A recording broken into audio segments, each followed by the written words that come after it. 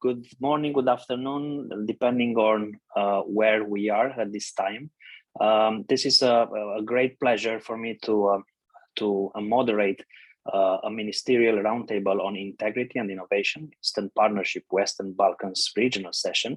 It is, I have to say, one of the largest panels I've ever moderated, but we have a lot of perspectives coming from many countries in the two regions that we'll cover. My name is Marius Dragomir. I'm the director of the Center for Media, Data and Society, which is a research center. My background is in journalism. I have been working and covering in my research a lot of the countries that we are covering today, and it is, as I said, my pleasure to have this great debate with all of you. So welcome to this great roundtable online still. Just at the beginning, very briefly, what we'll do here is focus on the 6 states in the Western Balkans region and the 5 Eastern Partnership members that have been among the first to join the Open Government Partnership. It was very impressive to read in some of the materials that I perused before this debate, to see that these 6 countries from Western Balkans and the 5 from the Eastern Partnership membership have made over 700 commitments to implement open government reforms. Indeed, impressive reforms have been initiated and implemented throughout this period, and they include a lot of very important things for transparency, including beneficial ownership, transparency commitments in Armenia, asset declaration by public officials, and budget disclosure mechanisms in Georgia, initiatives such as and platforms such as ProZorro in Ukraine, or M-Tender in the Republic of Moldova. Not to forget, of course, the Serbian commitment on public services on e-paper, as well as the budget transparency on local level in North Macedonia. We have also witnessed the commitment agenda expanding in these countries during the past years, to include local governments, judiciary, parliaments, and many more bodies. However, the COVID-19 pandemic has strained these regions' adherence to open government principles. Corruption generally is one of the biggest challenges for both regions, in spite of the fact that we have seen countries addressing some aspects of it through their OGP commitments.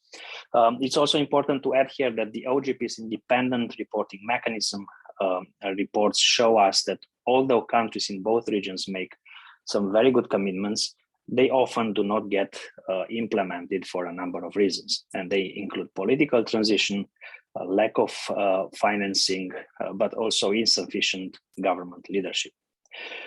The OGP's 10th anniversary summit is, I would say, a great moment for all of us, for all of you, to take stock of the accomplishments that can still contribute to opening up governments in the future, but also to talk about the ambition, vision, and goals that you have for the future. This is all from me. Just before we start, a few technical remarks about how this is going to be held. We have 2 hours in front of us. We'll have in the first minutes high-level opening remarks that will be followed by a round of interventions from regional ministerial contributors, civil society leaders, and partners. And then we'll open the floor. It's hard to say that when you have a virtual discussion, but still we'll open the floor for a discussion with the audience. I also want to stress that participants are encouraged to share their own insights and thoughts on the questions posed to the speakers. And you can do that on the chat box or through the Q&A function in the Zoom. Of course, we'll get to that point where we will get comments and questions from the audience, and the member of the OGP support team will collect these questions, and they will be shared with the floor, and I will try to address as many as possible with our guests today. What is really important to remember from this discussion and from this debate is that what we want to achieve here, the challenge we present to our speakers, is to try to use this time, the next 2 hours, to inspire each other but also the participants in laying out an ambitious vision for integrity and innovation. This is the title of the debate for the next decade of the OGP. Again, a technical detail, participants can select the language options. If you look at the Zoom screen, you have here the options to go directly for English, Serbian, Macedonian, and Ukrainian, I guess. I think that's all we need to know now. Before we start, let's just go without further ado to the opening remarks, and let's listen first to Mr. Sanjay Pradhan, the OGP Chief Executive Officer, who will give the welcome words for this roundtable. Dear friends, at this 10th anniversary mark, OGP has grown into a global platform where courageous reformers have advanced long-fought landmark reforms across a range of areas such as asset declaration, beneficial ownership transparency, and open contracting. I want to congratulate and commend you in the Eastern Partnership and Western Balkans on reforms across 3 key frontiers of open government. First, on fighting corruption, reforms like ProZorro and ProZorro Sale in Ukraine, beneficial ownership transparency in Armenia, M-Tender platforms in Moldova. Second, on empowering citizens to shape and oversee public services, like Budget Monitor in Georgia, public services on e-paper in Serbia, e-identity in Montenegro. Third, on empowering marginalized communities, like enhancing access to justice for the Roma minority in North Macedonia. These reforms are impressive, but there is much more we must do to tackle the crisis of democracy we confront today in our societies, including the plummeting citizen trust in government across democracies. You see, when OGP was founded, democracy and openness were in ascendance. 10 years on, the forces of authoritarian and closed governments have got stronger. We see this in the closing of civic space, in the entrenchment of corruption, in polarization being fueled by disinformation. The countries in the Eastern Partnership and Western Balkans sit at the very crossroads between democratic and authoritarian forces. Accelerating reforms to renew democracy can generate positive reverberations for citizens in your societies and around the world. For this, I would suggest 3 key priorities for democratic renewal in the region. First, strong commitment to integrity and public accountability. Many of your countries are making important strides in opening up information on budgets, contracts, and in some cases, company owners. Many of you are inviting citizen input and oversight.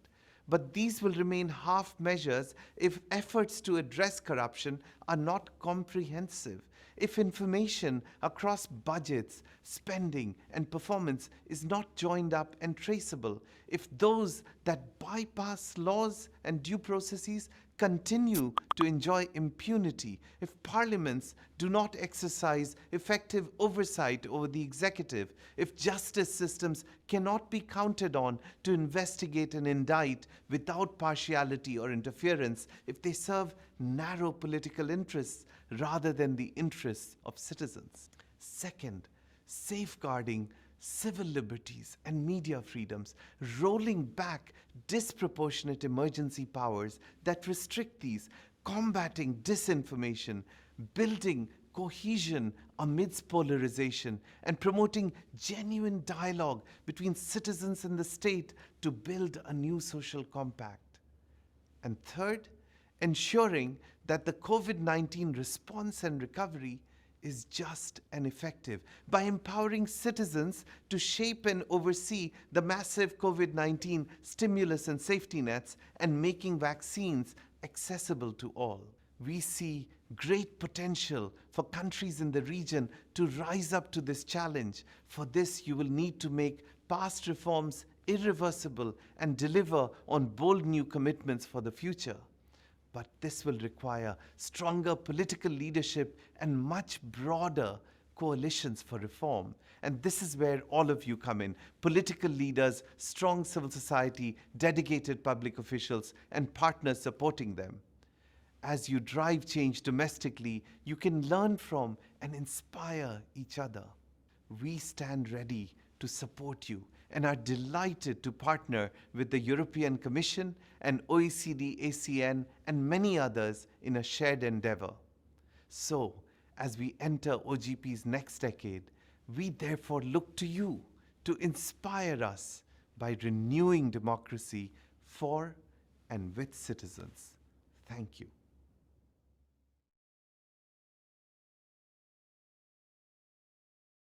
This was great. I think to start with a lot of ideas. The opening remarks from Mr. Pradhan are great. Fighting corruption, public services, and marginalized communities, emboldening them. The three key areas and the three sets of key priorities. But before getting into that, let me just welcome Mr. Mathieu Bousquet, Director for Thematic Support, Coordination of Policy and Financial Instruments of the European Commission, DG NEAR, which stands, I believe, for Neighborhood and Enlargement Negotiations, who wants to welcome you and share his thoughts to open our discussion. Mr. Bousquet, the floor is yours. Thank you very much, and it's a real pleasure to be here today and to open the Ministerial Roundtable on Integrity and Innovation. These topics are crucial to ensuring the independence and effectiveness of all state institutions. Integrity, rule of law, and credible justice reforms are essential to give people and businesses the confidence and security they need. They are an essential precondition of a functioning market economy and foreign investments, and in turn, key elements to build a sustainable and smart economic growth based on and leading to innovation. In that sense, integrity and innovation are part of the same equation. Over the past decade, Western Balkan and Eastern Partnership countries have come a long way and have achieved impressive and transforming reforms in these domains. I'm not going to repeat them. But however, more needs to be done to consolidate democratic principles, the rule of law, and an enabling environment for civic engagement. Looking at the Eastern Partnership, in order to support the Eastern Partnership countries in this endeavor, the EU has joined forces with OECD and OGP in the EU for Integrity program for the Eastern Partnership. This regional flagship program proves our joint commitment to establishing evidence-based anti-corruption policies and enhanced enforcement, as well as open, inclusive, and responsive governments and citizen-centered service delivery. I'm glad to see that this program is advancing. Tomorrow, we will get the EU's Eastern Partnership Summit, which will endorse concrete and ambitious reform commitments and targets until 2025 to operationalize a new agenda for the Eastern Partnership around two pillars: socioeconomic recovery and governance and reform. We have to respond to the Eastern Partnership citizens' demands for a sustainable democratic transformation of the region, as well for a fair socioeconomic recovery and development. In the governance pillar, the rule of law, credible justice reform, fight against corruption are essential to give people the confidence and security they need. In this regard, close involvement of civil society is essential if we wish to efficiently promote a rule of law culture based on solid democratic standards, something we also wish to achieve through the ongoing project with you. Finally, the European Commission encourages all countries to use the OGP national action plans in Eastern Partnership countries to commit and deliver on domestic priorities, as well as deliverables agreed with the EU, particularly in the areas of maintaining rule of law and justice sector reforms, anti-corruption, and transparent public finance management. Turning to the Western Balkans, I would like to start by highlighting the importance of what we call the fundamentals in the enlargement process, which for us are rule of law, fundamental rights and democracy, public administration reform, socioeconomic stability. These fundamentals are at the core of our revised enlargement methodology, and their importance is also reflected in regular reports. We dedicated roughly half of our most recent reports on closely monitoring fundamental reforms. The rule of law is a fundamental value on which the EU is founded, a crucial aspect of democratic transformation, and it is at the heart of both the enlargement process and the stabilization and association process. It is a key benchmark against which progress towards EU membership is assessed. Policies that underpin integrity and good governance need to be a top priority at the highest political levels. Integrity is essential for building institutions which are strong enough to resist corruption. The EU remains committed to support the Western Balkans in this key area. The Instrument for Pre-Accession Assistance, IPA 3, remains a crucial tool to mobilize technical and financial resources in support of capacity building and reform efforts undertaken by the Western Balkan partners. And a dedicated rule of law window is under elaboration in IPA 3 to provide further tailor-made assistance to our partners in the region. Our approach is comprehensive. We invest in improving transparency and integrity, fighting impunity, strengthening anti-corruption agencies, and specialized police and prosecution departments that work on organized crime and money laundering, fostering investigative capacity, and ensuring an effective judicial response. We also aim at mainstreaming further the fight against corruption in other key sectors such as public administration reform and public finance management. So this will also be an important consideration in the context of the Regional Economic Investment Plan, the initiative to boost the region's development with a massive budget of about 9 billion euros. To conclude, I would like to reiterate the importance of continued implementation of fundamental reforms and the need to delivering concrete and tangible results in these crucial areas. I would like also to thank OGP for the effort and the good cooperation. The OGP action plans play an important role in helping partners delivering on domestic priorities as well as deliverables agreed with the EU, particularly in the areas of maintaining rule of law and justice sector reforms, anti-corruption, and transparent public finance management. I'm looking forward to hearing about your concrete action plans planned for the future and for the citizens of both Eastern Partnership and Western Balkan regions. And I'm wishing you a very fruitful discussion. Thank you very much. Thank you very much, Mr. Busquet. This was also very inspiring. What I caught in your opening remarks is the thing that you repeated, the rule of law. This is very important, especially for someone coming from the media and the media freedom and looking at some developments across Europe where the rule of law unfortunately is not respected. And also what I also picked up from your words is tangible results, you said, and this is exactly what I hope we are going to address in this in the next minutes and hour.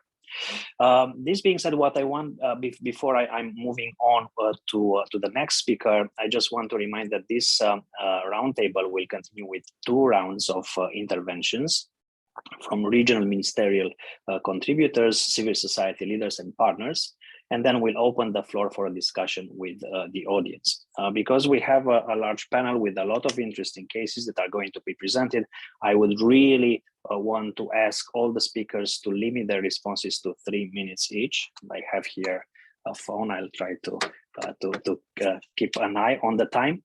And let's just move to the first round when we want to ask all our speakers to highlight one, and by one I mean one key achievement on integrity and innovation from your country or from the work in the region. Share with us how the OGP platform contributed to this effort, and tell us how you see this reform having an impact in the next decade. So again, without further ado, let me just move to our first guest, Mr. Araik Harutyunyan. He's Chief of Staff to the Prime Minister of the Republic of Armenia. Mr. Harutyunyan, the floor is yours. Thank you, dear colleagues. Thank you for this opportunity to hear from other partners' achievements, but also to share where we are now. Last year, Armenia, along with other countries, had to face the local and global challenges of the pandemic. But above all, we had to ensure the security of the country and our people during the military escalation. These challenges have shown that our previous efforts were not enough to withstand emergencies, and the policy development must be guided by the potential challenges in the future. Despite all this, I am glad to share with you the success we have had and how the OGP process supported us to achieve those goals. We improved transparency of the state budget expenditures, the launch of the register of real beneficiaries, and became a member of the beneficial ownership leadership group, successfully implemented education and health-related commitments, launched the system of citizens' feedback and evaluation of the public services. But here I must single out the unified educational platform. Globally, we saw a new challenge in access to education with the forced move to e-schooling and the increased digital divide. Just a year before the pandemic, we have launched a new reform towards a resilient education through our unified education platform. It aimed to reduce human factors and potential corruption risk in enrolling kids in schools. But exactly because of this, we could maintain the resilience of the education system during the pandemic. The schools could proceed with the planned educational process with no major turbulence for the system. The platform has well in advance provided for the students admissions and transfers, established e-classrooms, e-books and e-diaries toolkits, didactic and daily class meeting videos libraries. Moreover, during the war, when we had a shortage of teachers, the platform provided access to e-class for borderline regions. In a nutshell, we were able to ensure inclusion and up to 80% access to education for our school students. It is noteworthy that the process is going on when we are developing the system even more.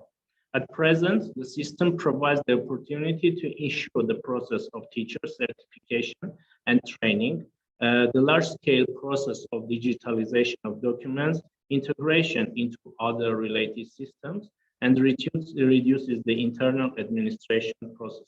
Thank you very much. Thank you very much.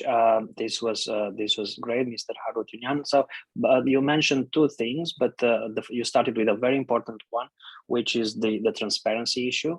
And then you say that the education is the focus and what you consider the biggest achievement, correct? Yeah, right. Thank you very much. This was very inspiring. We'll get back to that, and I'm taking notes.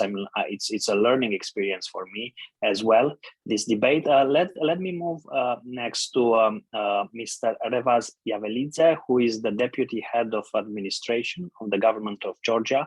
Mr. Yavelidze, the floor is yours.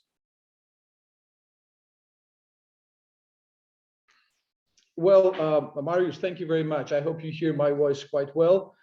And I would like to address to my dear colleagues from different countries, your excellencies, the colleagues, friends, CSO representatives. It's really a pleasure for me and an honor to participate in this OGP Global Summit 2021 and have the opportunity to address the OGP community today. This year, we celebrate 10 years of OGP, the partnership created to uphold the values of the open governance. And Georgia is really very proud to be one of the first countries to join the partnership. Since then, we have implemented 4 OGP action plans and achieved quite a bit of tangible results, including but not limited to the improving transparency in the public procurement, encouraging innovation in the public service delivery, also reforming the concept of the civil service, taking drastic measures to fight against corruption, launching innovative practice of opening up the state budget monitoring and engaging in all branches of government in the OGP process. However, we believe that one of the most remarkable things that Georgia has carried out as a major reform, and which was already mentioned by Sanjay, is about the budget monitor.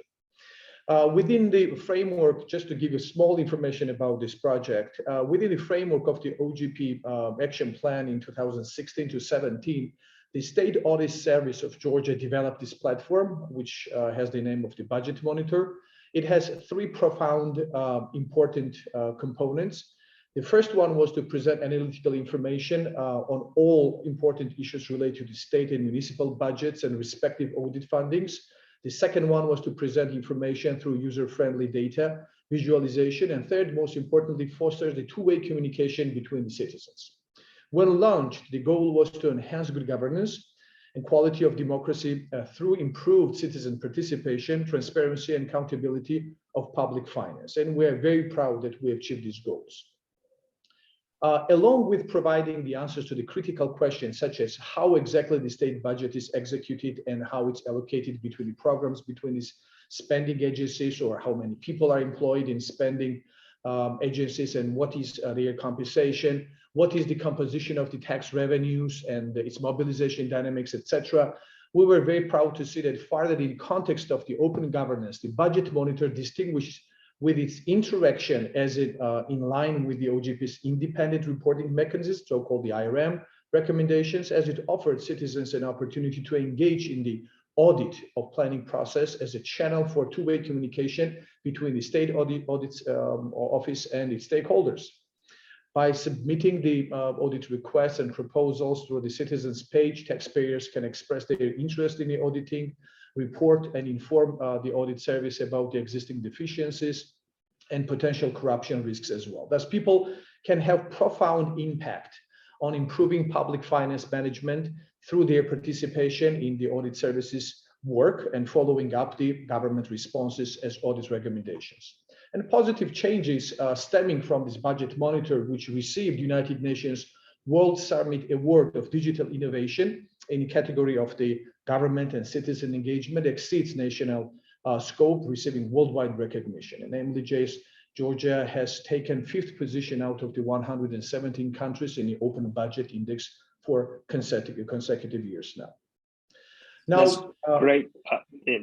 Just a few seconds, if you can conclude. Yeah, it's just a conclusion. Yeah, to conclude, the budget transparency and engagement in opportunities remains essential to empower citizens to participate in policy planning.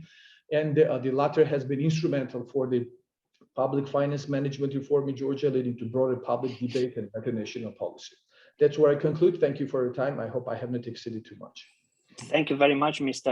Javeliza. This is very interesting. And just a quick question. So this mechanism exists, right? People in Georgia can, and this is a website? Yes, it is a website. Well, it's a platform, or online platform, which can be used. So starting from 2017 approximately, it's up and running. And people can go online and find out information about how the government spends public funds. Absolutely, and it has lots of different gadgets on it. Visualizations, infographics, diagrams, presents key budgetary information, results of the audit office's work, etc. That's great. Thank you very much for sharing with us that. This is really interesting. Again, we'll get back to that after the first round of interventions, but let me now move on to Mr. Alexander Yarema, State Secretary of the Cabinet of Ministers of Ukraine. Mr. Yarema, what is your achievement? Доброго дня, колеги. Доброго дня, Маріуш. Надзвичайно приємно мати можливість сьогодні виступати. Good afternoon, dear colleagues. Good afternoon, Mariusz. And it's very pleasant to have a floor and to talk about our achievements. OGP is a very important platform for us to promote the standards in Ukraine. And I want to say this is our 5th action plan. And thanks to this partnership, together with civil society, we could implement really good, successful reforms which increase the level of life for citizens. And it's very important that we are making our government more open and accountable. We started a new format of cooperation of government and civil society. That's co-creation format. And we hope that it's going to be used in all other areas of government and for executive power, and also it will be used on the local level as well. If we talk about the most ambitious commitments over the past 10 years, so that's about open data, about moving administrative services to a digital format, also transparency of budget funds, and so many. But you ask one and only one. So I want to talk about our biggest achievement in the framework of our partnership. That's public procurement reform. And by using Prozora and Prozora Sale, and also monitoring system Dozora.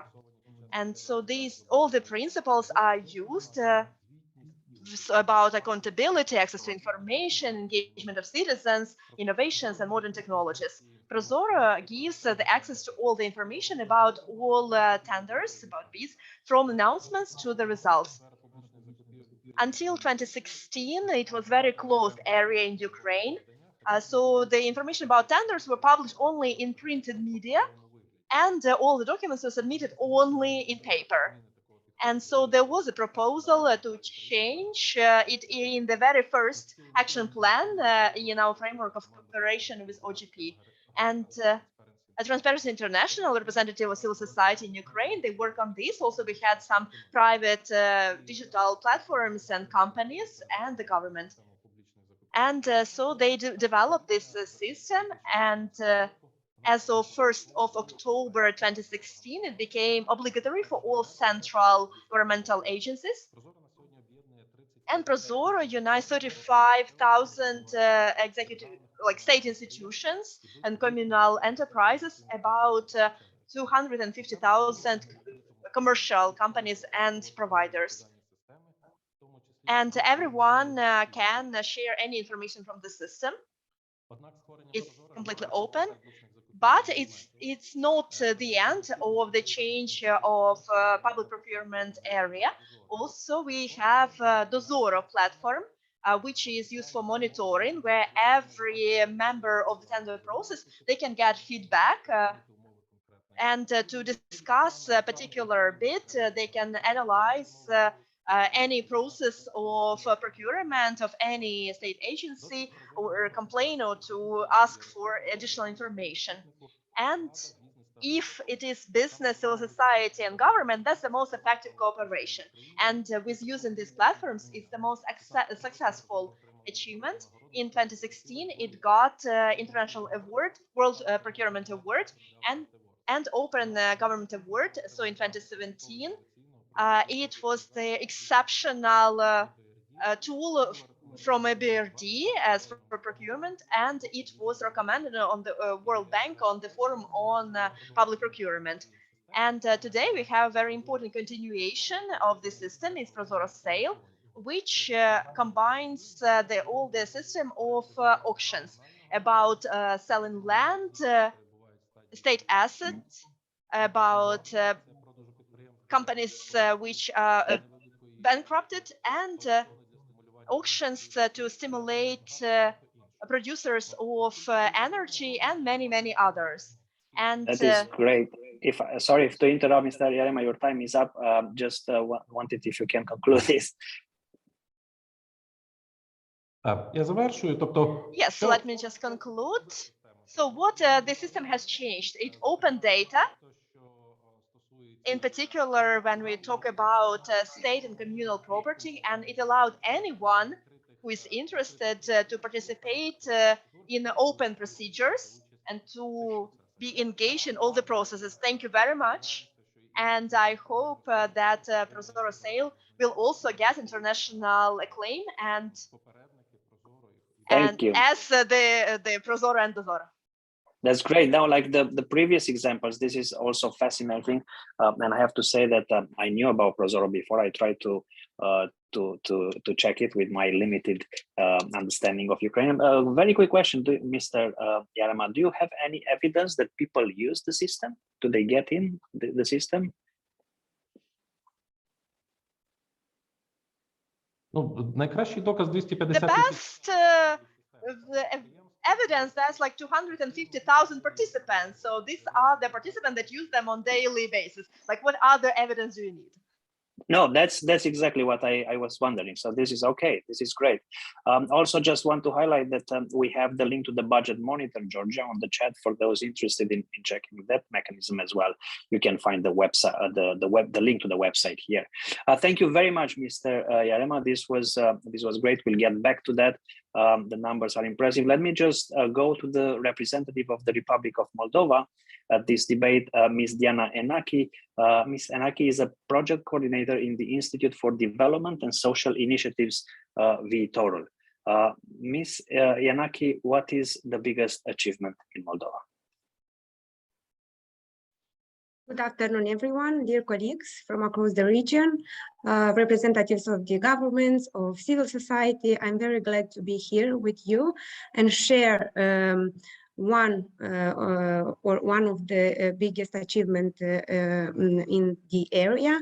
So since we have a rule here, I will stick to only one, although I think that there are different initiatives either in process of being implemented, either already implemented.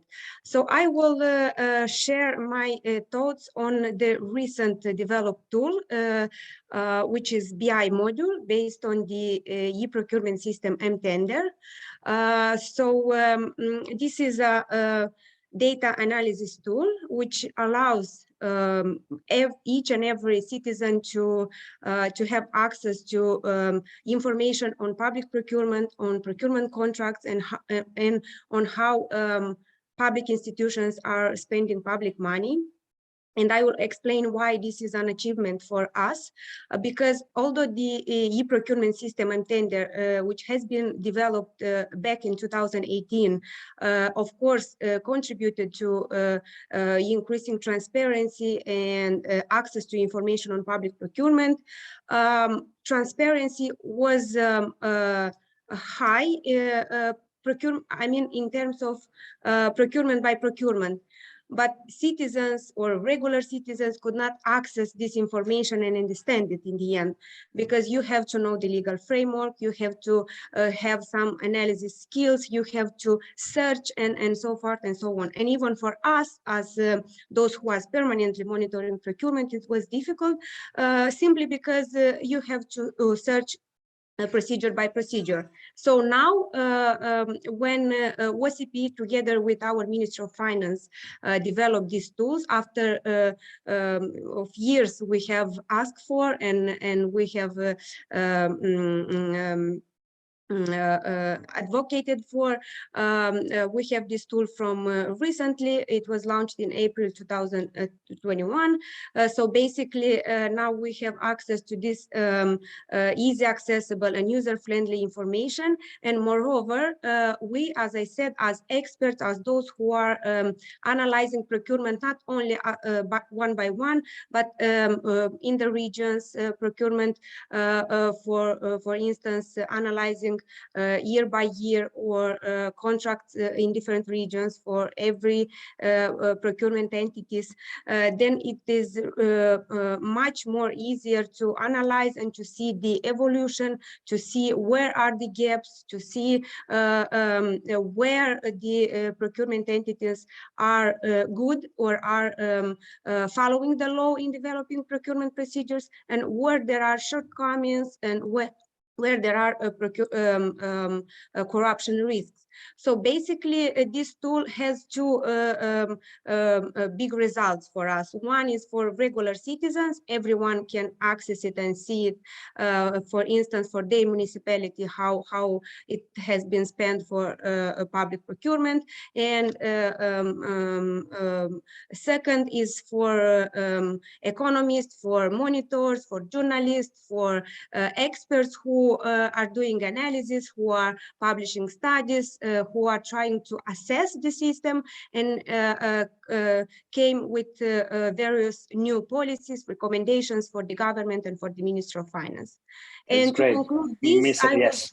Yes. Go ahead. I would say that, of course, not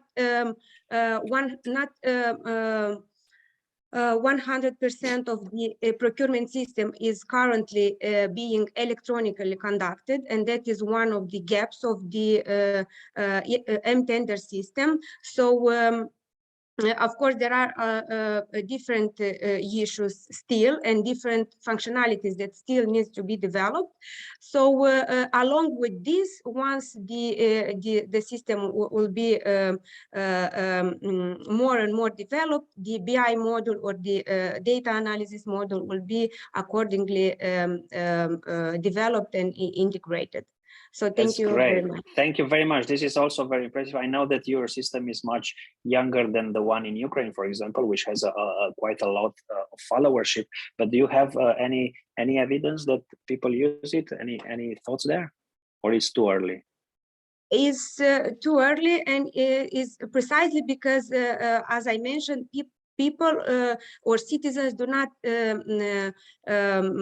use system as tender because they don't understand the procedure, the legal framework. But once we have this BI module, I think it will be much more used, and then we will analyze this because it is really recently developed. That's great. Thank you very much, Ms. Yanaki. This was great. I think it's now time to also just quickly, there is a lot of activity on the chat, so you can find, for example, the story on Prozor and some other great OGP success stories, links on the chat. I encourage you to pick up on that. But now let's just move and turn to the representatives of the Western Balkans region at our roundtable.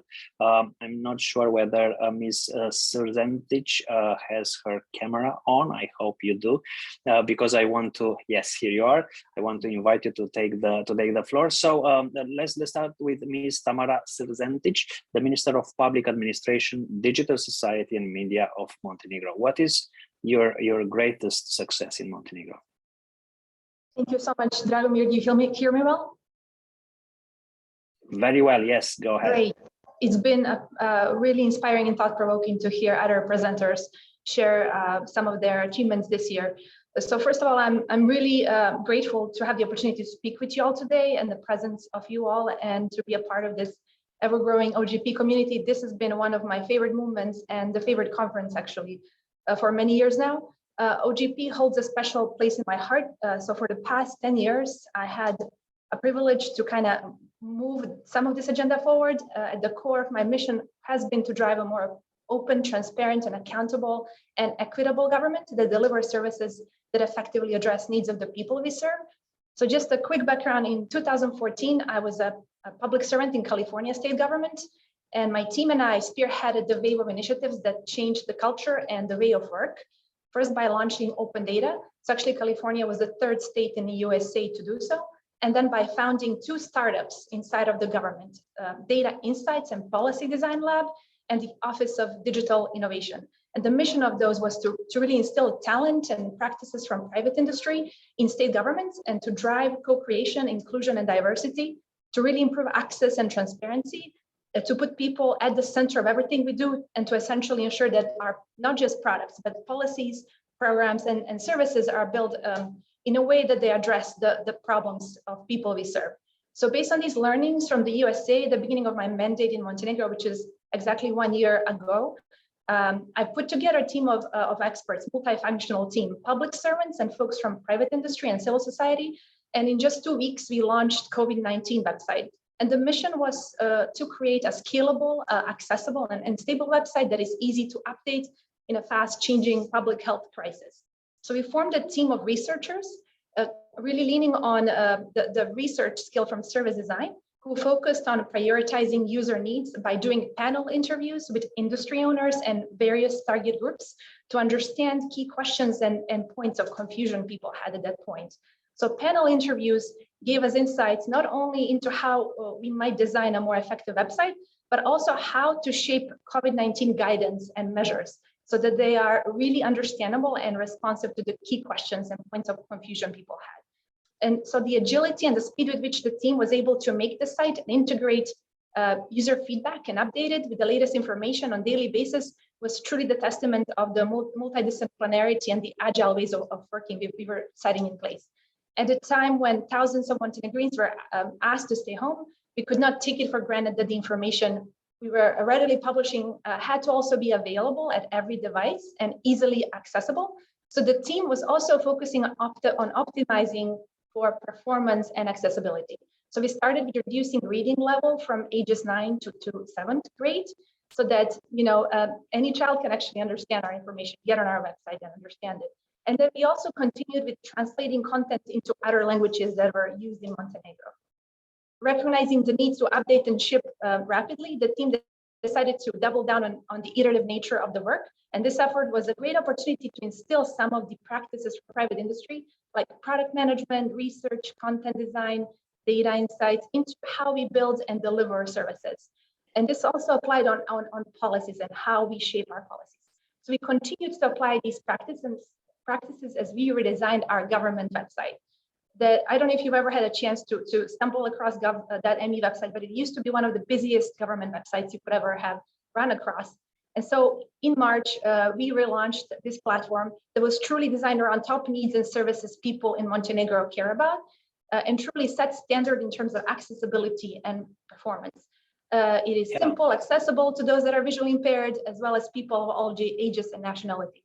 So with the launch of the new government website, we've also set an imperative across government and challenged ministries to release real-time data about their work and programs they administer, and to ensure that this website is keeping public readily informed about some of the key questions people have. So the goal of these efforts was to increase public's trust in government by designing around their needs, and to also increase internal capacity to build around problems that we addressed. And so I think we've succeeded in both fronts. Thank you, and sorry to interrupt you. No, that's great. No, sorry to interrupt you, Ms. Srdantic. Just to clarify, so this is a platform, a government platform, open platform government, and the COVID information is part of that, correct? So the first one was COVID-19 website, which was changing daily based on the key questions people had. And with that, we also shaped the guidance based on the insights we got from people. So we use service design disciplines to shape better information on the website, the key policies, and also we relaunched the entire government website just based on these principles as well.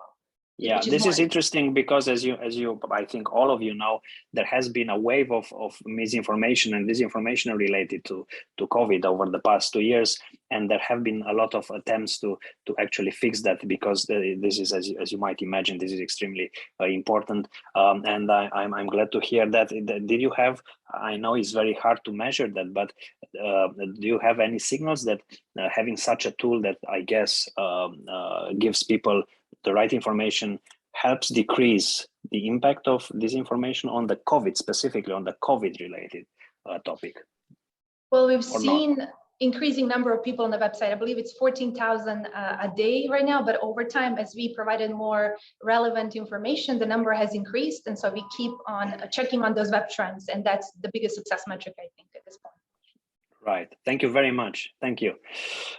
This was great. Let me just move on to the last representative of the Western Balkans region, and that is Mr. Jeton Shakiri, the Minister of Information Society and Administration of North Macedonia. Also, with my apologies to all of you if I mispronounce your names. It's a truly regional debate, and sometimes I might get it wrong. So, Mr. Shakiri, what is the biggest achievement in North Macedonia? Благодаря много. Добро го изговоривте името. Поздрав до сите учесници, до сите присутни што се. Thank you very much. The name was good pronounced. Hello to all participants, to everyone from this summit.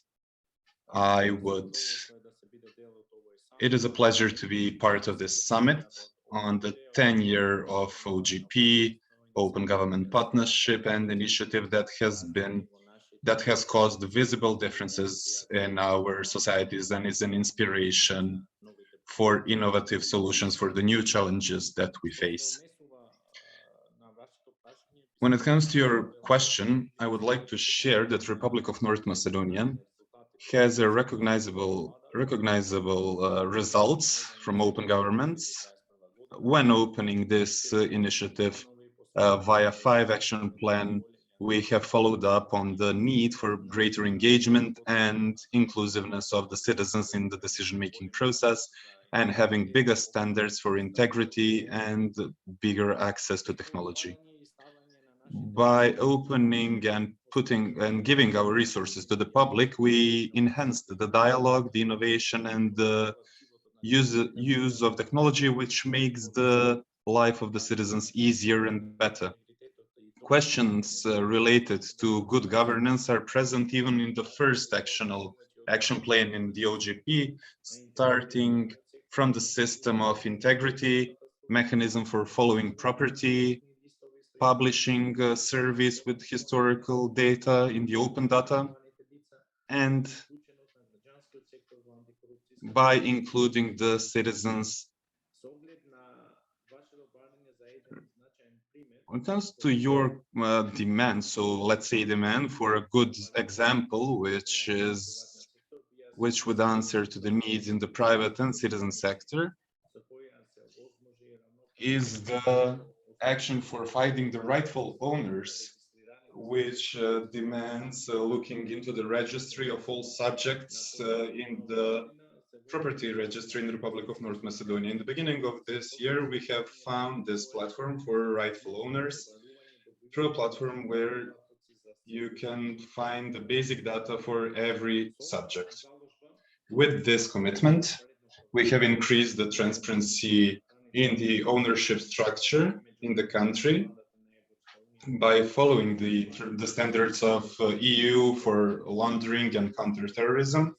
And apart from short-term, we have long-term results, knowing that the commitment for rightful owners is based on the economic principles and informed public democracy.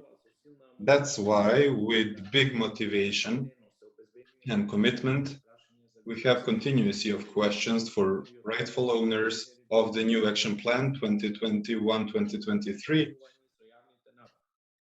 which is related to public procurement. And allow me to say that without a public, free and open approach to basic data of legal entities, the corporate responsibility are not possible.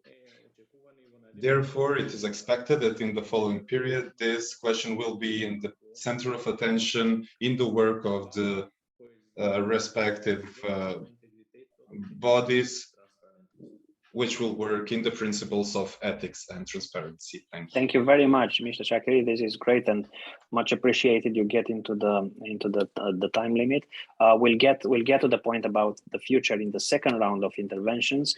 But now, after we heard from the two regions, let me just turn to hear more about the regional perspectives. And let me start with Ms. Sofia Strive, co-chair of the steering committee of the Eastern Partnership Civil Society Forum. Again, the same question that we had for our guests here before is also here for you.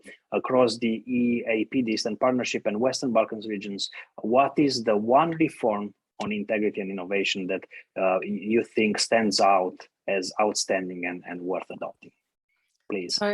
Thank you, and thank you so much for inviting me to this event. It's been very exciting to listen to the previous speakers and get insights in all the good success stories and positive examples, both in the EAP and the Western Balkans.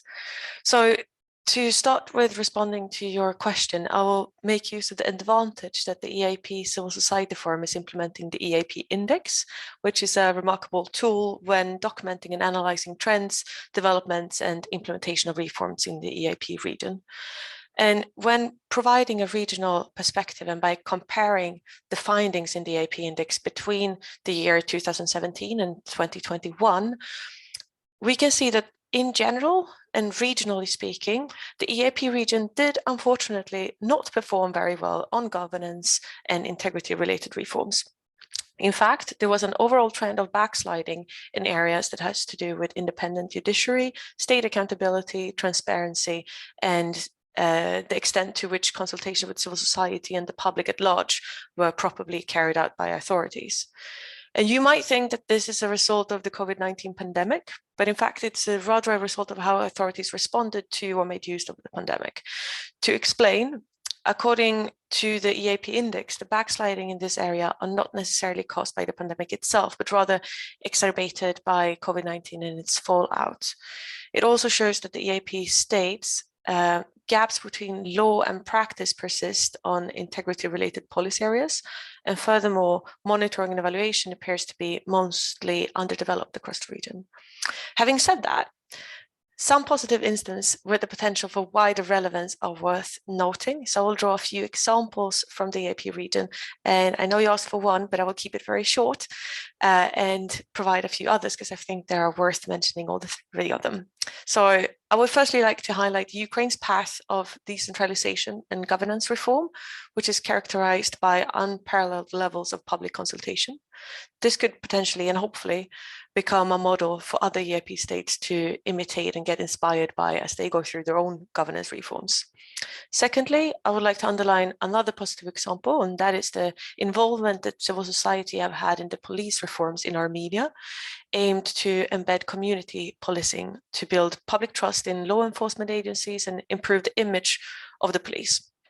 And yet another positive example could be found in Georgia, where there has been attempts to improve conditions for vulnerable groups by improving access to voting stations for disabled people, and also by attempting to put the needs of disabled people at the core of city transport planning. And finally, I would also like to draw your attention to Moldova, which became a green frontrunner in the region by taking a proactive approach in its nationally defined targets and by mainstreaming environmental and climate indicators across the policy areas. So I will keep it short and finish there, I think, and be open and remain here for questions. It is great, and thank you so much for selecting for us these examples. They are great. And again, I would like to find out more about that. Let's see whether the time will allow us to do that. Now, let's just move on with our regional perspectives here, and let's try to hear from Mrs. Olga Savran from the OECD. Ms. Savran, the floor is yours. What is your perspective on the biggest achievement in the region, in the regions? Go ahead. Hi, Marius, and hello to dear colleagues from the OGP, from the European Commission, and from the countries in Western Balkans and Eastern Partnership. Thanks a lot for inviting the Anti-Corruption Network of the OECD to this meeting. Congratulations with the 10th anniversary to OGP. Many happy returns. Congratulations also with the amazing work you have done over the past decade in the world and in our region, that really helped to bring citizens and governments together to think what they should do together, and also to make this plan come true. Achievements. So over the past 10 years, countries in our region have moved quite a long way, I think, in economic terms, in social reforms, and also in anti-corruption. Overall, we can say that legal reforms is well advanced, we're almost there, close to international standards. We have anti-corruption institutions in place, and we have anti-corruption strategies and plans. We have various tools that are already working. We have heard today a lot about e-declarations, e-procurement. There are other solutions, electronic solutions mostly, that reduce space for petty corruption, improve business environment, disclosure of various public registers, improve transparency, police reform, business ombudsman, anti-corruption courts, what have you. There are lots of these developments. But if I have to pick up one, as we were told, I would say that the main achievement of our region over the past 10 years is the people. The amazing human capacity of anti-corruption experts that we have developed in the region is really a huge capital that we now have. There are people in the region who know what is wrong. There are people in the region who know what should be done. And also these people want to change their countries and improve them. So to me, this is the main result of the reforms over the past 10 years. But then I think we need to ask ourselves, okay, we have laws, we have institutions, we have tools and people. So why is it so difficult to move ahead? Why the trust of citizens is on decline? Why civil society activists have to risk their life to uncover corruption cases? Why anti-corruption bodies are attacked every single time they actually deliver? And in the OECD and the ASEAN, we believe this is because all this transparency, knowledge, analysis has equipped us with lots of tools and knowledge. And we understand now that we're facing strong vested interests, something we call high-level corruption. This is the biggest challenge for the future that we'll discuss in the next part of the meeting. But I would just say that it's both bad and good news. Bad, of course, that because these influential rich people who control industries, media, politics, they have a lot to lose, and they will, of course, fight back. But the good side of that difficult situation is that we're very well prepared, I believe, to do this work, and I will be happy to discuss the future. Yes, that's great. We'll do Thank that you. in the second part. This is great. And a pleasure for me to thank Mrs. Olga Savran, who is the manager of the Anti-Corruption Network for Eastern Europe and Central Asia, the OECD. I didn't want to interrupt you while you were talking about anti-corruption efforts.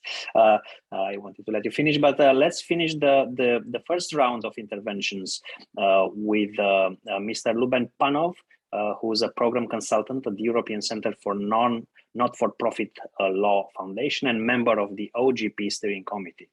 Mr. Panov, the floor is yours.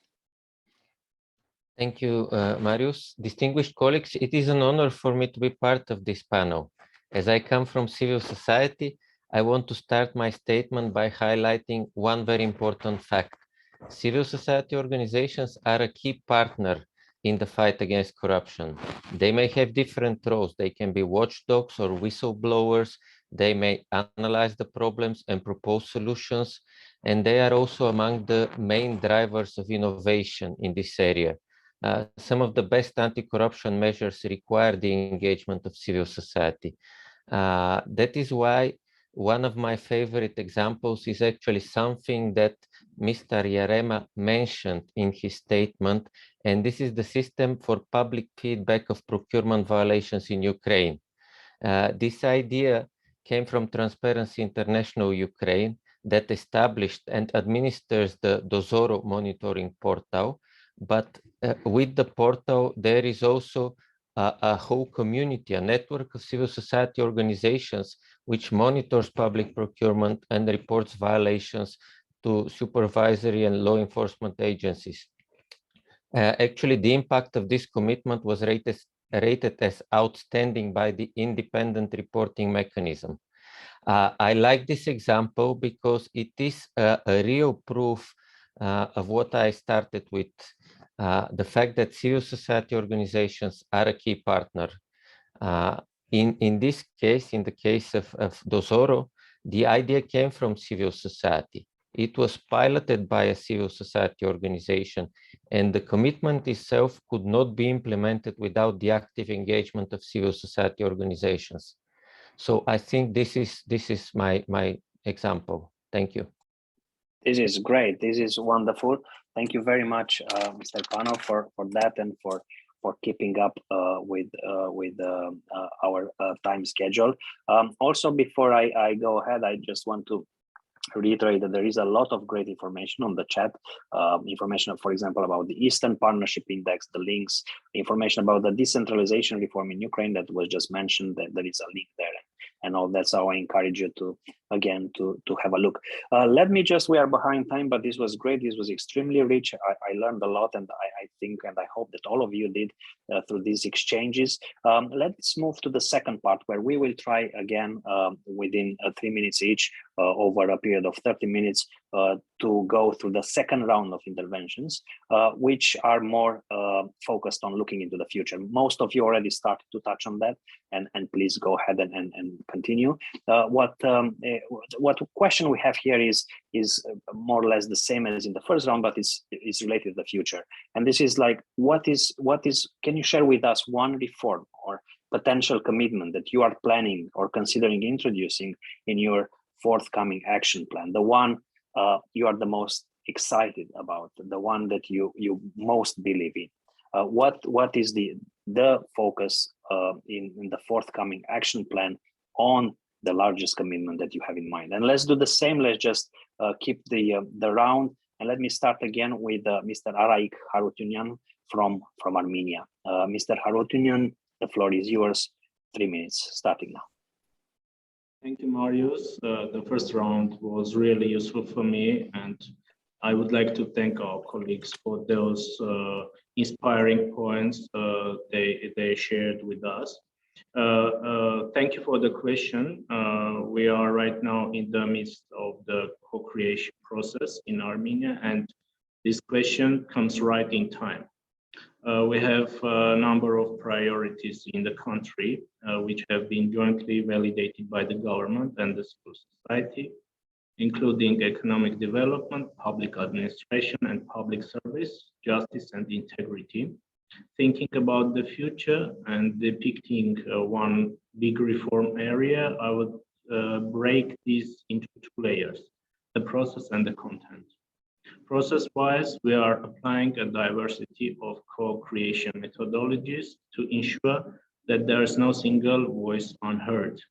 We have created consultation channels for the government decision makers, but also mid-level bureaucrats. We have launched a crowd-sourcing platform to hear the insights of the citizenry. We organize community town hall meetings to inventories the issues, and we use our multi-stakeholder platform to validate these streams of ideas.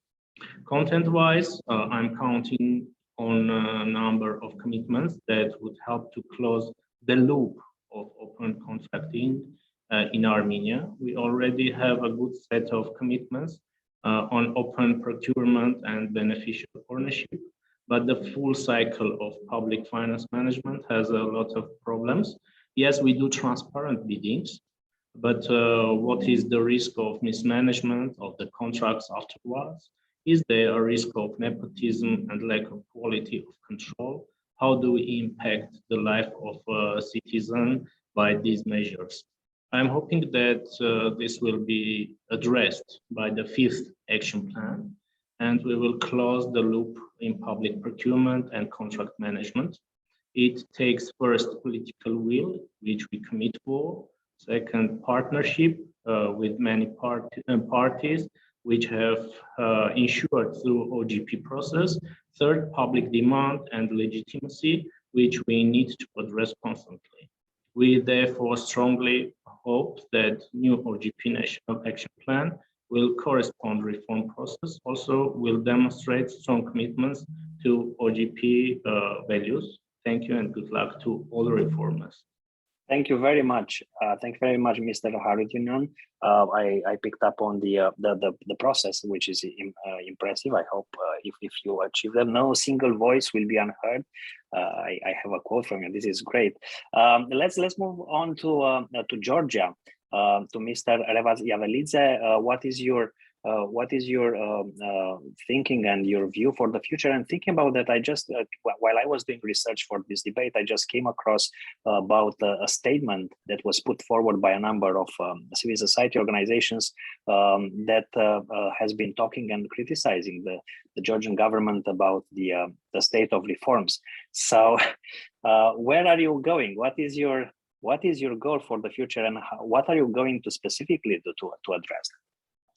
Well, thank you, Marius. I would like to say that we love civil society organizations. Needless to say that, it's this country and our countries are not only for those people who are working for the government, right? It's for everybody, and it's our joint cause to achieve the tangible results together. It's not only just sending out some wish list, but also thinking together whether our institutions are ready to carry out certain reforms or not. But needless to say, we certainly have to proactively think about how we want to change our society and countries. And I believe that regardless of the criticism that we are receiving, we are working with the civil society organizations.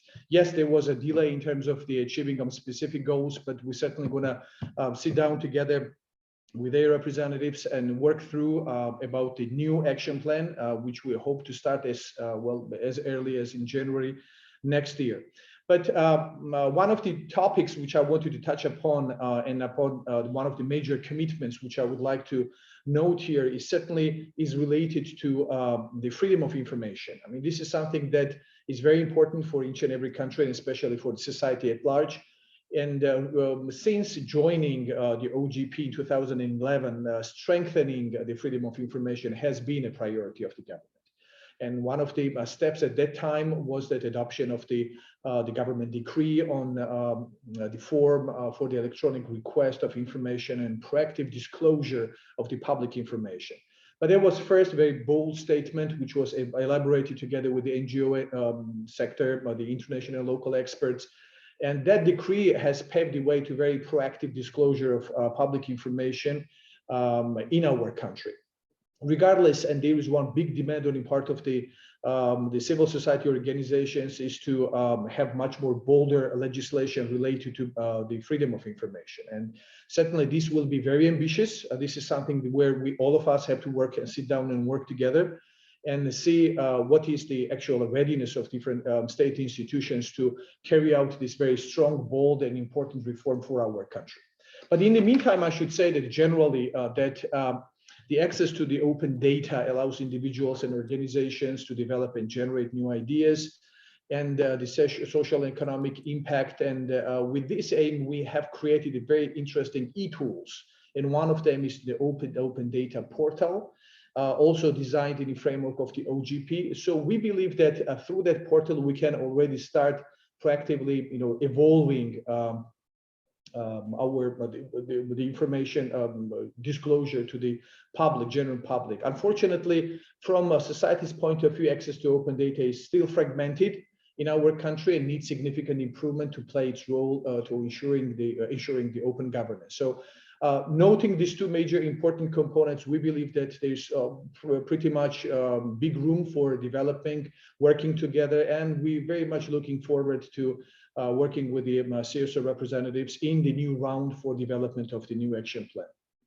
That is great. Thank you very much. This is really inspiring. And talking about freedom of information, yes, it's difficult, but we have examples. It can be done, and I really believe, and I wish you really good luck with this commitment. Let's move back. Let's go back to Mr. Alexander Yarema in Ukraine. Your greatest commitment for the future, what is it?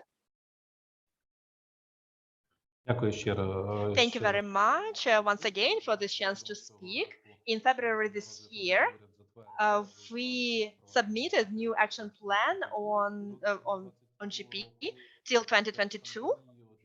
Because of the pandemic, it was very important for us to have inclusive process of its preparation, and we managed to do this. We engaged even the smallest municipalities in the country and those remote municipalities in the country. And it's a wonderful process which led to a wonderful document, which is based on the Sustainable Development Goals on 2030 and ambitions. That's about transparency with natural resources, creating also the tool for monitoring infrastructure project, also establishing the tool and monitoring of public funds, and also using tools to engage youth in decision-making process. And the most ambitious task in the new action plan, that's a unified approach to verify information on final beneficiary owners. Over the past few years, we have done quite a few steps about open information about beneficial owners. We became the first country in the world. We joined the Global Registry on Beneficial Owners. And so it is obligatory to provide information during registration of any company. And it is open list registry.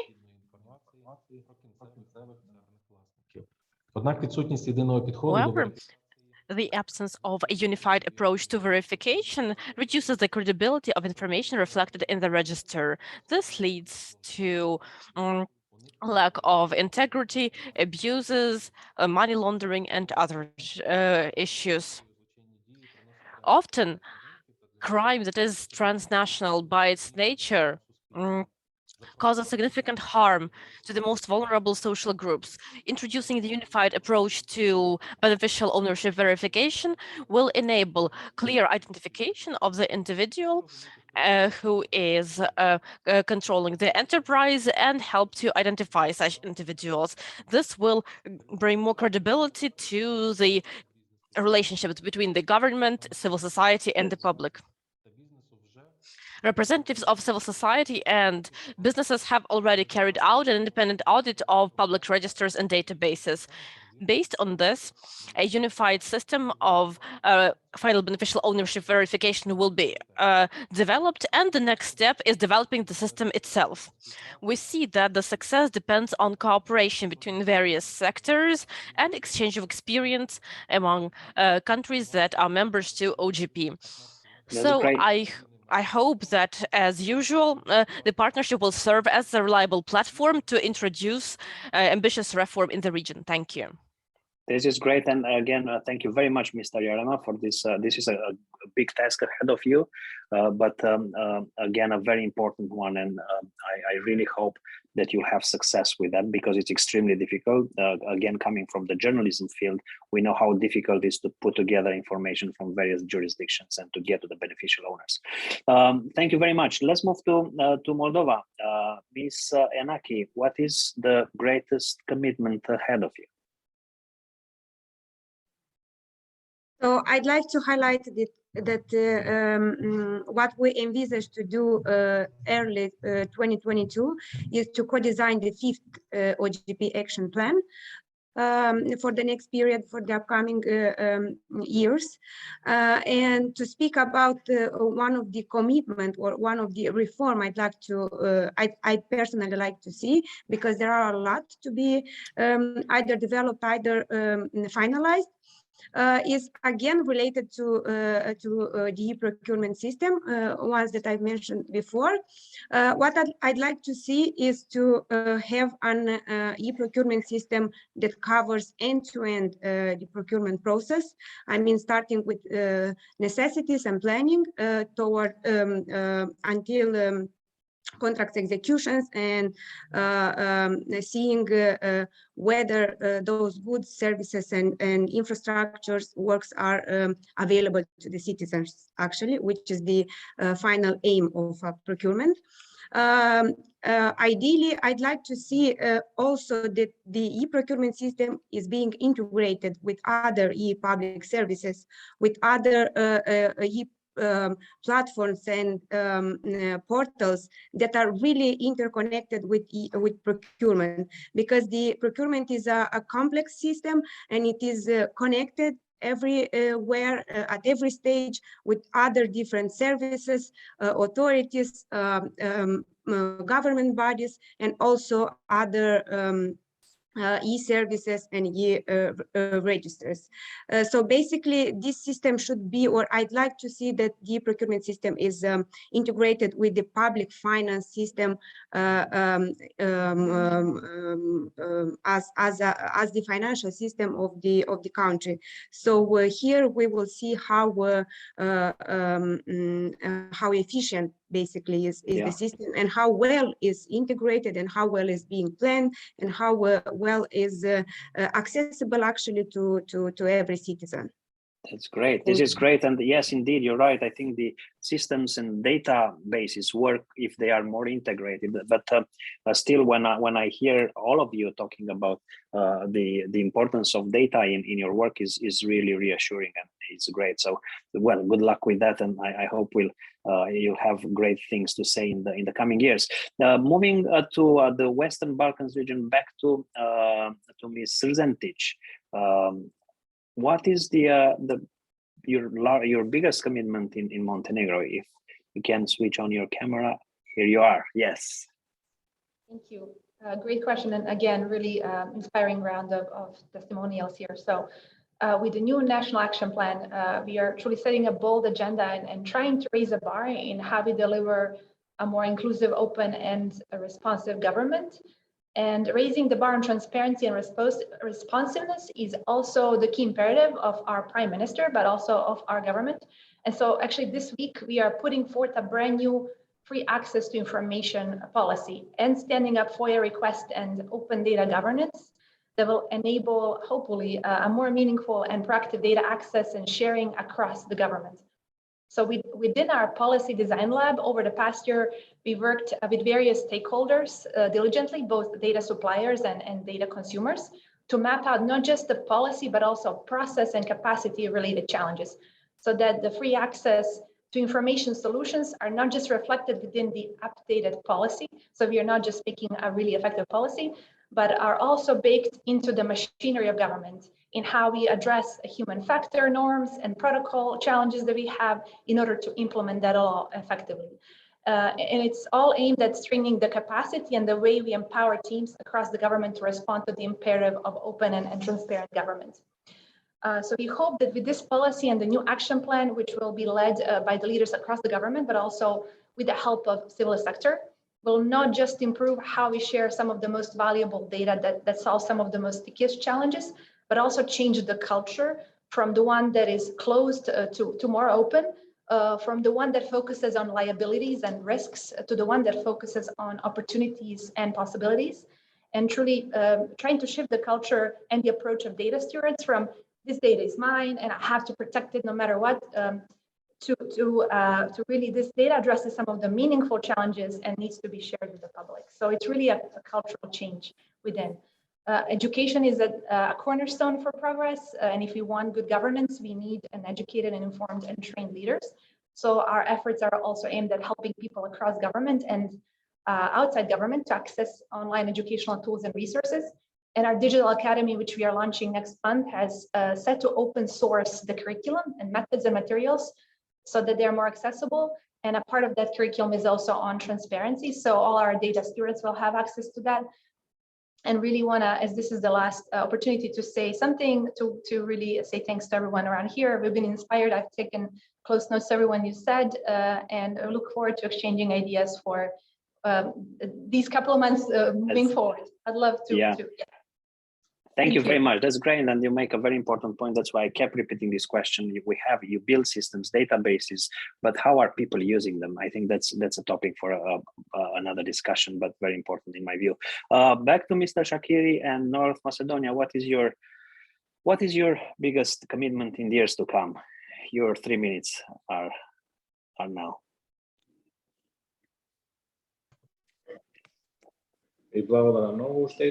Thank you very much once again. I would like to relate to my first response that talked about the commitments of Republic of North Macedonia towards solving the challenges when it comes to the integrity and good governance. We would mention the experience from fearing from the consequences of the pandemic, which gave us the need for measures for responsibility, but also introducing protective mechanisms. That's why I would mention that with the new 5th action plan of the Open Government Partnership, the government of Republic of North Macedonia has committed that in the following period, it will actively work in publicly publishing the real owners of companies that have signed contracts for public procurement with the public sector. With this ambition, is manageable, knowing that we have the basic needs for its realization. As the result of the new cycle of open government, we put into function the registry of rightful owners of legal entities, having into consideration that the transparency of the public procurements are a legal tool for decreasing corruption and enabling fair competition. The whole cycle, the tools can be more concretely. Our new commitment includes publishing information of rightful owners of companies that have signed agreements on the electronic system for public procurement. These information have not been known so far or possible. Therefore, we expect realization of the commitment and to act in a preventive measure when it comes to corruption, but also to enable prevention of corruption and other misuses of public authorities. Also, increasing quality and public services. In this way, we will additionally contribute to direct and efficient, transparent, and accountable government and delivering quality services to the citizens. I am convinced that with the power of OGP, like it was so far, in the future as well, it will be an incentive and inspiration to the governments for the relationship with all stakeholders in the society to identify and overcome all challenges. Let's stay active and stay open. Thank you. This is great. Indeed, I'm glad to hear again about the idea of public procurement, transparency, and we understand how important it is to have this this level of transparency to stave off and prevent corruption. And now back to our three regional perspectives, three speakers, experts talking about the regional perspectives. What is the biggest commitment ahead? Let's start here with Ms. Trive. Thank you. And thank you again for adding me as the regional kind of voice to this beautiful discussion. And I must say that I'm very impressed by the previous speakers. And as this discussion is indeed filled with a number of useful and very good examples and ideas for future commitments that I'm looking forward to see being implemented. You asked me to share a recommendation, and I would again like to turn to the Eap Index here to base my answer on the facts and statistics that this index have shown. And the Eap Index confirms the fundamental importance of independent judiciary. Without deep-rooted systematic reforms in this sphere, other political and economic reforms, including anti-corruption, will probably not be durable nor benefit society at large. So independent judiciaries are also a necessary element in enabling environment for civil society. And the most important action recommendation here is to create judiciaries that can withstand political interference and serve justice to all citizens. And this can be tackled by a number of different means. One good example to start with is depoliticizing the process for hiring, firing, and promoting of judges. What is also needed is improving the quality and relevance of ongoing ethics trainings for judges and legal staff, and investing in independent bodies. Moreover, what could also be recommended is to conduct civil society-led exercises to carry out frequent stress tests to gauge the independence of the judiciary, as well as the public prosecutor's offices and the equity of the provision of justice towards all citizens, including then vulnerable groups. And of course, all these processes must be approached, implemented, and monitored with a gender-sensitive lens. And I would like to stress that it's important that it's gender equality is mainstreamed throughout, and that inclusivity is at the core of this process. And in the context of that, there will be an incoming budgetary support for recovery. It is of immense importance that we ensure and enable the role for civil society as watchdogs on spending of this budget. The Eastern Partnership Civil Society Forum is already setting the basis to contribute to the capacity of civil society on the ground to be effectively involved in the process on monitoring, and especially on the EU's new commitments to the region as part of its post-2020 agenda. However, it is only to be effective if there are mechanisms for remedy available and properly working. So I will leave it here, and is grateful to have been invited to represent the Eastern Partnership Civil Society Forum in this important discussion. And we are always here to respond to any questions that might pop up and any additional kind of needs for clarification or wishes to cooperate further. And last but not least, I wish to congratulate the OGP to its 10th anniversary and for a very successful event and a super interesting discussion.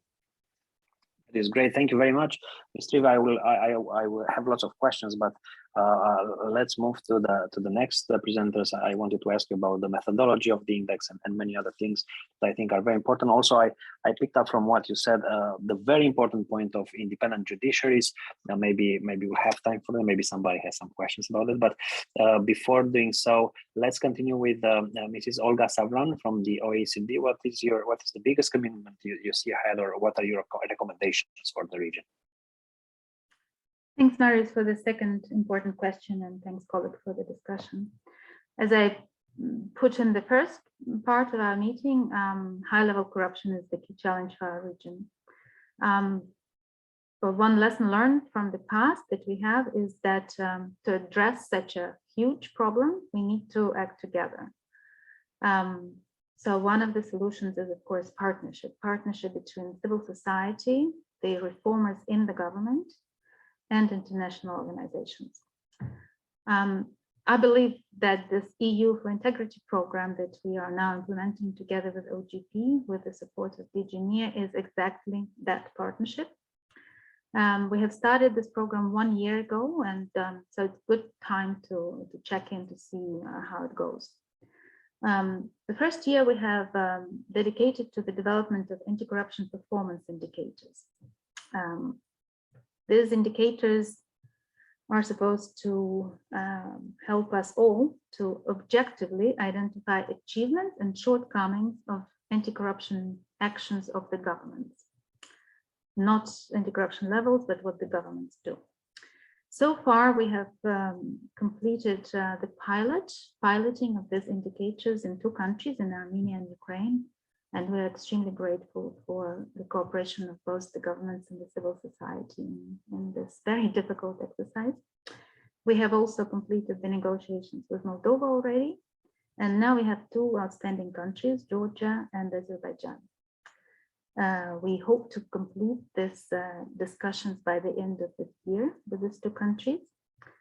But we already see that there are a lot of problems overall in this area for various reasons. I think one is that indicators are very demanding, very ambitious, and not all countries are yet open to work to accept this approach.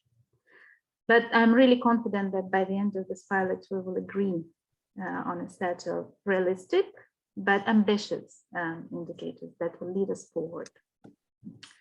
Another contribution from our joint project with the OGP is something we call a matrix.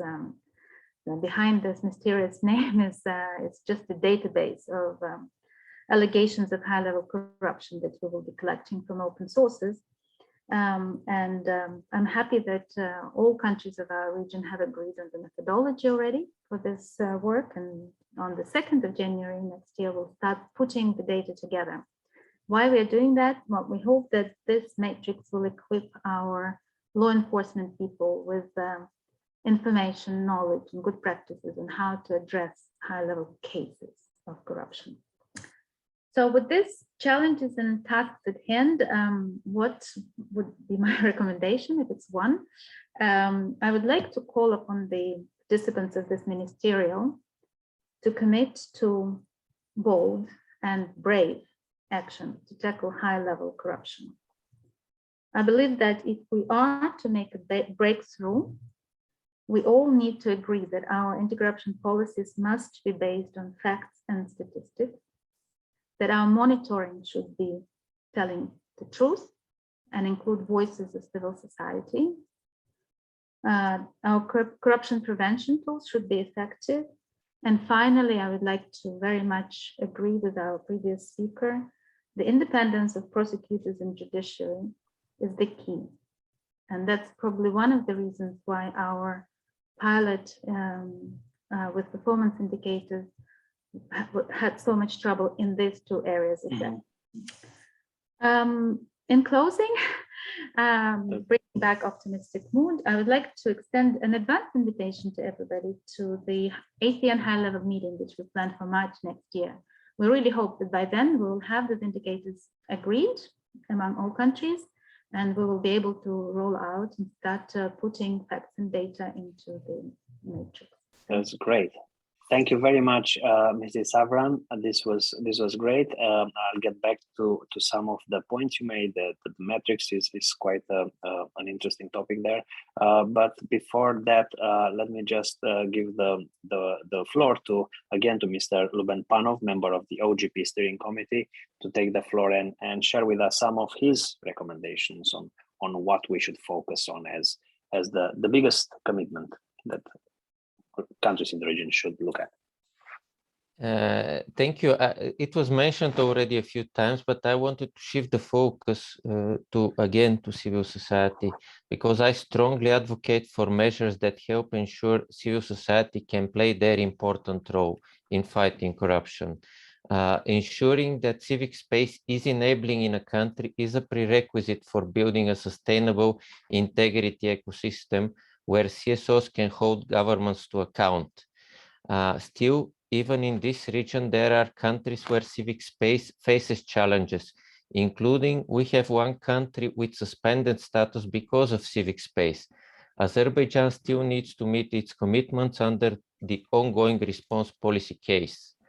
Currently, the European Center for Not-for-Profit Law is coordinating the CSO meter, which is a tool monitoring civic space in the 6 Eastern Partnership countries.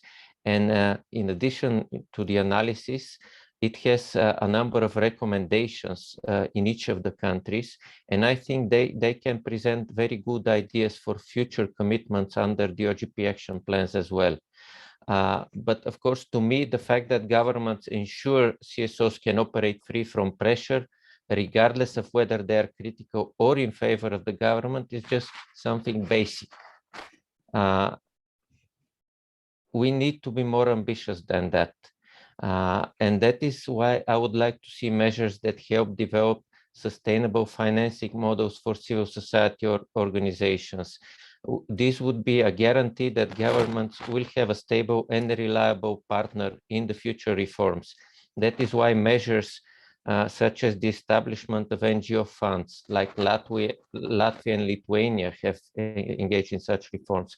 Transparency of state funding for civil society, a reform undertaken by Croatia, or the possibility to receive state contracts by civil society organizations like Ukraine. These are all measures that I think I would recommend for other countries.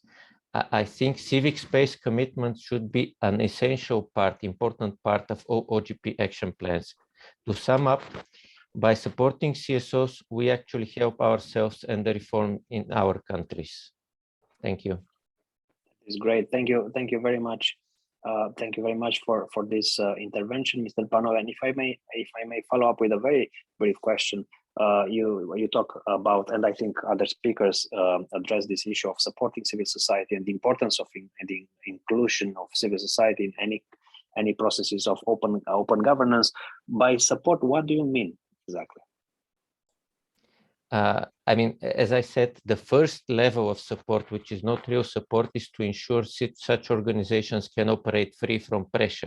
Because one of the core principles of OGP is that civil society organizations have an equal place on the table of discussion. The second level, which is what I see for the future, and I hope this we will see in the future, is governments trying to support civil society organizations by ensuring they are financially sustainable so that they can really be a partner in the dialogue. And that's why I mentioned financial tools for financing civil society ideas, supporting also alternative sources of financing of civil society organizations. Great.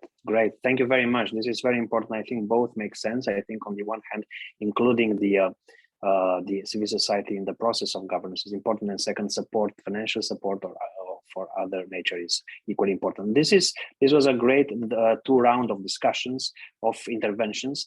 We still have probably 15 minutes for questions. So let me just open the floor to comments and questions from the participants. In addition, we also encourage you to share in the chat room. You already did, some of you, your own nomination of one reform achievement from the past that appears the most ambitious to you and out of the box, in your opinion. There is, as I said, a lot of things that are being shared on the chat. So please ask your questions. We'll pick on them and we'll try to address them with the people still here. Some of the speakers had to leave to attend to other urgent business, but still we have a lot of the people with us here. So before we get the first questions, let me just focus on this issue that the metrics issue that we discuss here, that Mrs. Savran mentioned.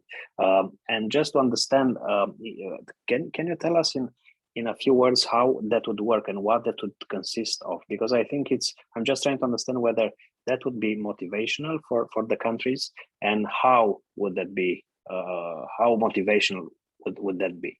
Are you still with us? Yes, thank you for the question. The matrix. I must say upfront that it will be a confidential document, and it will only be accessible for the law enforcement practitioners because it's about cases. So, and it's for their capacity building and mutual learning. So there are certain limitations for public participation, etc. However, we are planning to issue some public information or some general findings, like, for example, how many cases we have, how many cases were open, how many cases ended up with sanctions and stuff like that. So yeah, the purpose is really to help law enforcement practitioners because we've heard from them. We have a group called LEN, Law Enforcement Network, which brings together prosecutors and investigators from the region, and they agree that for them it's probably the most difficult type of cases to deal with for various reasons, from detecting such cases to investigating and prosecuting. So how we will be collecting this data, as I said, from open sources, that means media, that means NGO reports, that means all other publicly available information that we will put together, and we'll use that as a source of information to understand trends, but also understand good practices and use for the training of the law enforcement people. That is great. Thank you very much. And that will be shared with the governments in the country, right? Not executive, only investigators and prosecutors who will have designated. Okay, that is great. Thank you. Well, I wish you good luck with that. I think it can become a really useful tool that hopefully some more people will use it. And I have another question about there are raised hands. Sorry, I didn't see that.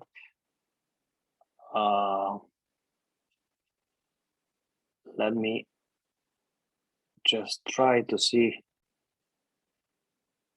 Unfortunately, I cannot see that. Yes, right now. Let me we have a question from Alexander Kevkishvili, if I pronounced well. Can you hear us? Are you still with us? Yes, if you can hear me. You have a question, so please go ahead. Yes, I do. Thank you. I'm represent Transparency International Georgia, and I had a question for Mr. Javalidze, if he's still here. Yeah, the statement was made that the Georgian government loves CSOs, right? And you also mentioned, as the moderator, you mentioned the statement that we published some time ago about the problems with the OGP process being stopped in Georgia for the last 2 years.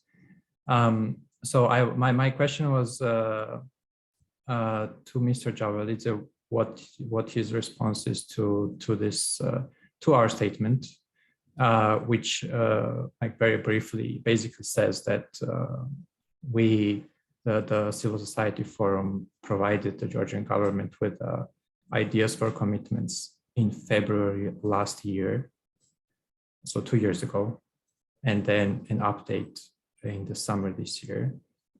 And we haven't seen a response. And effectively, Georgia has skipped an entire OGP action plan cycle, while the country is in the steering committee of this organization. So, and also the Freedom of Information Act that was mentioned, that obligation, that commitment exists since 2014, and the FOI Act has not been adopted to this day. So my question is to Mr. Javalidze, why we don't need love, we need cooperation, and why has this cooperation stopped? Thank you. Mr. Javalidze? I mean, regardless of, you still need love. That's what my philosophy is here. But I understand the question and perhaps the disappointment, of course, on the part of our civil society organizations, including TI. Well, I do not want to give you the lame excuses, but this country has, along with other countries, lived through the very tough process of COVID pandemic. And the attention of the government, and not only the last year or this year, because I'm more or less new to the government, but that needless to say, in past of couple of years, there have been discussions about what to change. And I take the blame as a representative of the government in terms of that we were not as efficient as we should be.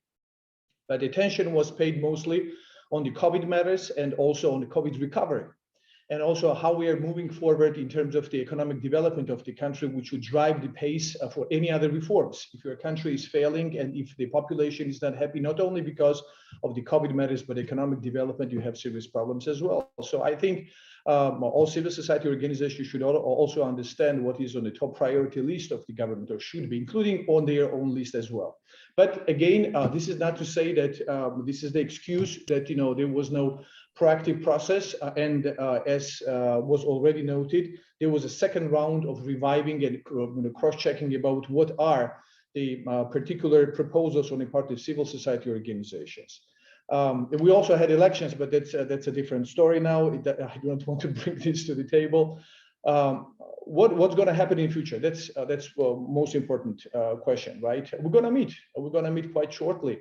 Finally, one of the toughest process for the government was that after receiving the information, quite big information, which encompasses about, if I'm not mistaken, 44 different proposals. We went through with the different state institutions, checked each and every of them. Of course, there are some of them which we believe has a very positive future for development and adoption. There are some of them that still needs to be considered, and that will be perhaps a major topic for discussions when we meet with the civil society organizations around roundtable. And importantly, what we are aiming is that we hope, but that's also quite ambitious, to have the forum meeting, the OGP forum meeting before the end of this year. So keep fingers crossed, but that will certainly be followed by the much larger meeting of the OGP Council, which, as I initially mentioned, we are planning for the early January next year, where we see that after discussions, meeting on the forum, giving the room for the discussions, rethinking those proposals which are on the table, also the checking once again with the state institutions, but they already came back with some of the responses. We'll have the opportunity of agreeing upon specific deliverables, and it's also important for all of the attendees here to understand that OGP, as in my personal perception and generally perception, is where all parties come to the consensus. So all of us are ready to carry out some of the reforms in the immediate future. So it's not simply, I mentioned the word wish list. I also would like to have certain things happening in my country, Georgia being the member of NATO and European Union, but there's a process that you have to undertake. There's lots of things that needs to happen in your country.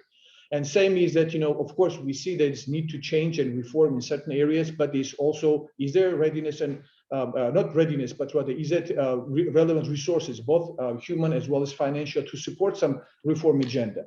So that's what we need to agree upon, and that's where we're looking for commitments, joint commitments on the part of the civil society organizations, as well from state institutions, of course, and donor community in support of our joint initiatives.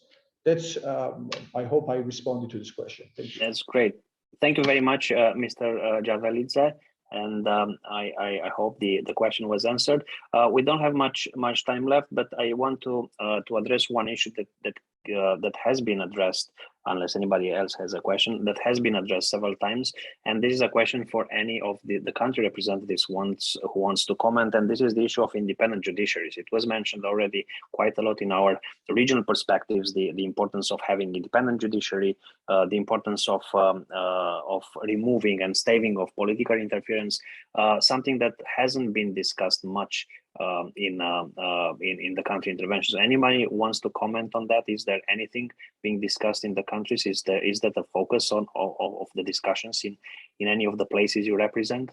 And here, of course, I don't want to put you on the spot. So any of you who wants to say something, please just jump in.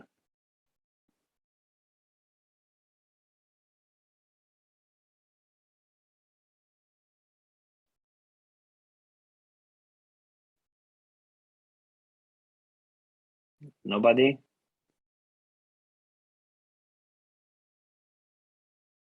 Macedonia, Armenia, Georgia, Ukraine, no? Okay, we have a hand raised. I'm not sure if it's about the same question. Gordana Dimitrovska, are you with us? You have a question? Yes, we can hear you. Go ahead. Good afternoon. It's a great pleasure to be on this panel. So I'm Gordana Dimitrovska, National Point of Contact for OGP. So you addressed really interesting question regarding the judiciary. So we have a great news since last month, our government adopted the new action plan 2021-2023. In the previous one, we had Parliament join the OGP, and this year, through this 5th action plan, we have Judiciary on board. So we are looking forward to have great results within this cycle of OGP and having the judiciary more open and transparent in order to serve for our citizens. So that was only greatest news which I wanted to share with you all. This is great. Thank you very much for sharing with us that news. Okay, if there is now nothing else to add, no questions, let me just bring this to an end. First of all, I would like to really thank all the participants for their great input to the discussion. I have to say that these were really a learning experience for myself, and I hope that the exchanges have been extremely valuable for all of you. Also, I want to thank the speakers for addressing the important questions that were raised during the discussion. I really hope that all this discussion has given us all some food for thought on the issues that OGP needs to tackle to remain a relevant platform in the regions in the next decade.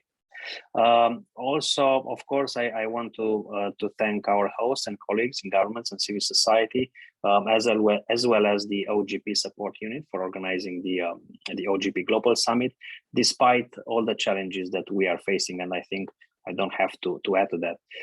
I also want to remind you that there are a handful of summit events kicking off tomorrow, from the opening plenary and happening until Friday, if I'm correct. And they include the plenary session on civic space and public participation, local leaders plenary, and anti-corruption plenary, topics that obviously have been covered quite a lot in our debate. Again, a lot of information has been shared on chat, a lot of links, research, data, and news. At the same time, you can view the full agenda of the summit on the summit website at www.ogpsummit.org. With that, thank you very much for your participation. It was great taking 2 hours of your time. Again, I hope this was useful, and wish you, I think this is the most important thing, wish you good luck with all the commitments that we discussed here. All the best and a great rest of the day to all of you. Thank you. Goodbye. Thank you. Cheers. Bye now.